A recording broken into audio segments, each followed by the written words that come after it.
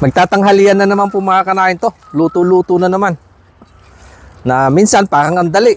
Pero napakahirap din isipin kung ano na naman yung mga ihahanda. Lulutuin mong ulam. Ito po, magpiprito lang ako ng isdang sapsap.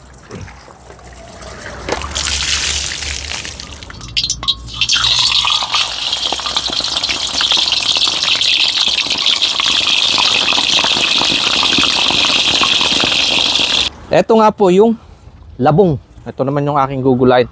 May dalawang klase ng labong, yung tinikan at saka yung kawayan na walang tinik.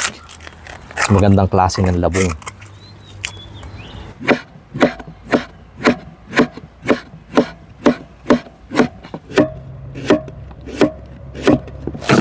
Kakamasin ko lang po sa asin para matanggal yung kanyang pait. Lalabasin natin yung kanyang katas.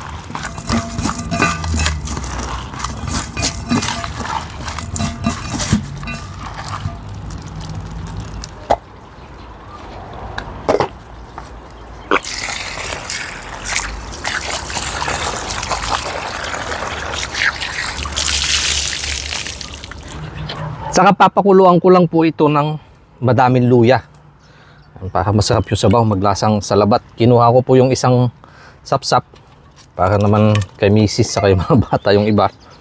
Papalasahan ko lang po ng bagoong, konti lang.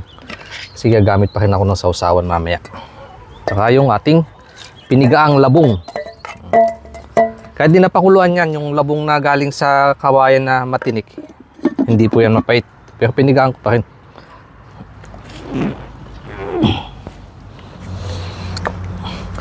Masarap po dyan, siyempre may kaunting asim yung sabaw. At malimit na ginagamit natin ay pampaasim yung sampalok o kaya kamyas. Pero meron din po kami isang tinatawag na rosel. Yan. Ito po yung kanyang talbos. At marahil marami sa mga bagong henerasyon ngayon hindi nakilala itong gantong klase ng halaman or damo. At ito naman po yung kanyang bunga. Nakakain din to, parang katulad lang din ng kamyas nga at saka sampalok. Napapapak, sausaw lang sa asin. Pero yun nga lang talaga. Grabe din ang asim. Pero ito lang pong talbos ang kukunin ko. Para sasama mamaya sa labong pag inulam.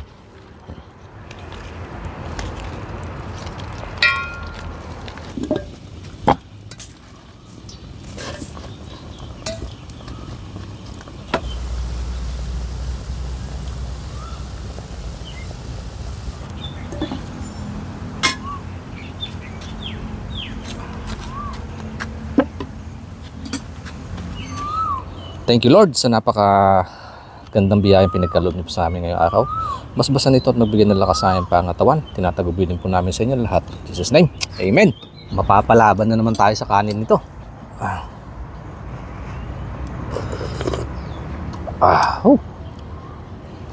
To the good mayang.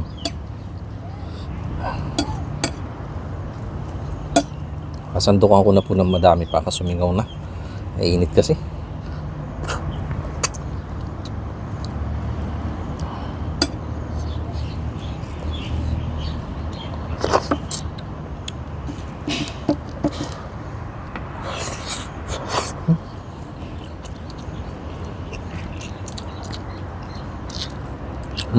Nasarap ng asim sa bibig. Pati itong isda itatabi ko na din para mausukan.